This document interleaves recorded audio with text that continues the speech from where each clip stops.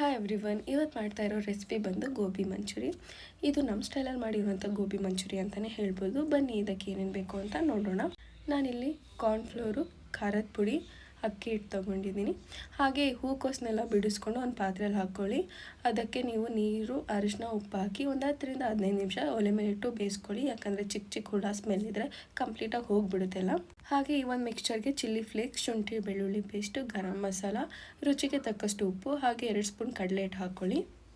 ಹೂಕೋಸು ಎಲ್ಲ ಬೆಂದ ನಂತರ ಅದನ್ನು ಸೋಸ್ಕೊಂಡಿದ ನಂತರ ತಣ್ಣೀರಲ್ಲಿ ವಾಶ್ ಮಾಡಿಕೊಂಡು ಆ ಒಂದು ಮಿಕ್ಸ್ಚರ್ಗೆ ಆ್ಯಡ್ ಮಾಡಿದ ನಂತರ ಎಲ್ಲ ನೀಟಾಗಿ ಎಲ್ಲ ಕಲಿಸ್ಕೊಂಡಿದ ನಂತರ ಸ್ವಲ್ಪ ಎಣ್ಣೆ ಹಾಕ್ತಾ ಎಲ್ಲದಕ್ಕೂ ಕವರ್ ಮಾಡ್ಕೊಳ್ಳಿ. ಹಾಗೆ ಬಾಣಲೆಯಲ್ಲಿ ಎಣ್ಣೆ ಹಾಕಿ ಎಣ್ಣೆ ಕಾದ ನಂತರ ಚಿಕ್ಕ ಬಾಲ್ಸ್ ಥರ ಹಾಕಿ ಬ್ರೌನಿಷ್ ಬರೋವರೆಗೂ ನೀಟಾಗಿ ಫ್ರೈ ಮಾಡ್ಕೊಳ್ಳಿ. ಎಲ್ಲ ಫ್ರೈ ಮಾಡ್ಕೊಂಡ ನಂತರ ಒಗ್ಗರಣೆ ಹಾಕೋಬೇಕು. ಹಾಗೆ ನಾನು ಒಗ್ಗರಣೆಗೆ ಈರುಳ್ಳಿ, ಶುಂಠಿ ಬೆಳ್ಳುಳ್ಳಿ ಪೇಸ್ಟ್, 1 ಚಿಲ್ಲಿ ತೊಗೊಂಡಿದ್ದೀನಿ. ಅದನ್ನೆಲ್ಲ ಒಗ್ಗರಣೆ ಹಾಕ್ಕೊಂಡು ಯಾವ್ಯಾವ ಸಾಸ್ ಇದ್ದಾವೋ ನಿಮ್ಮ ಮನೇಲಿ ಹಾಕ್ಕೊಳ್ಳಿ. ಎಲ್ಲ ಹಾಕ್ಕೊಂಡು ಚೆನ್ನಾಗಿ ಫ್ರೈ ಮಾಡ್ಕೊಳ್ಳಿ. ಹಾಗೆ ಡ್ರೈ ಗೋಬಿನೆಲ್ಲ ಇದಕ್ಕೆ ಆ್ಯಡ್ ಮಾಡಿ 5 ಮಿನಿಟ್ಸ್ ಚೆನ್ನಾಗಿ ಫ್ರೈ ಮಾಡ್ಕೊಳ್ಳಿ.